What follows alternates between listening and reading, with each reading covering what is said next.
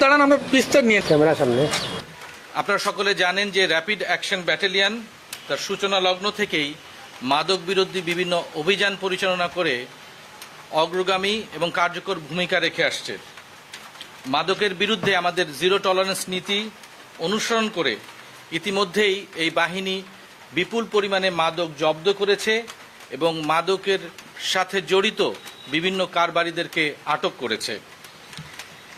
এরই ধারাবাহিকতায় র্যাব সদর দপ্তর গোয়েন্দা শাখা এবং র্যাব ৯-এর একটি আভিযানিক দল গতকাল রাতে মৌলভীবাজার জেলার শ্রীমঙ্গল উপজেলার চা বাগানের পাহাড়ি এলাকায় একটি মাদক বিরোধী অভিযান পরিচালনা করে। র্যাবের কাছে সংবাদ ছিল যে ওই চা বাগান এলাকার একটি পরিত্যক্ত বাড়িতে মাদক সিন্ডিকেটের কিছু সদস্য একত্রিত হয়ে মাদক সেবন এবং মাদক কারবারে লিপ্ত রয়েছে। র্যাবের উপস্থিতি টের পেয়ে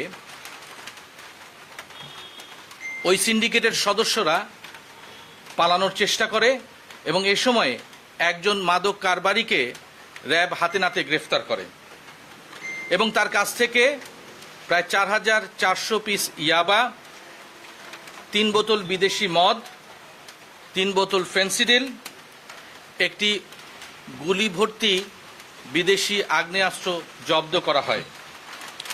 আটককৃত এই ব্যক্তির নাম আলী হোসেন ওরফে দেলোয়ার। আটককৃত ব্যক্তিকে প্রাথমিক জিজ্ঞাসাবাদের পর সে কিছু চমকপ্রদ তথ্য আমাদেরকে প্রদান করেছে।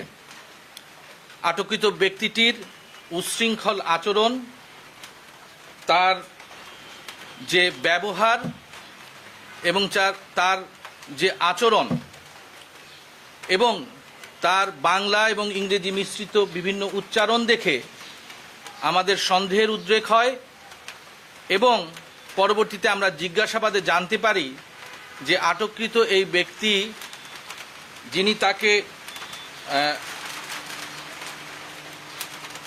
তিনি একজন ব্রিটিশ নাগরিক এবং এই আলী হোসেন নামটি তিনি ছদ্মনাম ব্যবহার করে বেশ কিছুদিন যাবৎ সিলেট অঞ্চলে বসবাস করছেন। তার আসলে প্রকৃত নাম দেলোয়ার হোসেন। এই দেলোয়ার হোসেন একজন মাদক সেবনকারী এবং মাদক কারবারিও বটে। দীর্ঘদিন ধরে এই দেশে আত্মগোপনকালে তিনি এনআইডি এবং ভোটার আইডি কার্ড তৈরি করেছেন বলে আমরা সন্ধান পেয়েছি। তবে এই ব্যক্তির ব্যাপারে আরও অধিকতর তদন্তের অবকাশ রয়ে গেছে। আটককৃত দেলোয়ার মাদক ব্যবসার সাথে জড়িত এবং এই সিন্ডিকেটের একজন সক্রিয় সদস্য বলে আমরা ধারণা পাচ্ছি। তবে এ বিষয়ে আমরা আরও অধিকতর তদন্ত করব এবং তার কর্মকাণ্ড সম্বন্ধে আমরা তখন জানতে পারবো এবং তখন আপনাদের জানাতেও পারবো বলে আমরা আশা করি। আপাতত এটুকুই আমাদের কাছে ছিল।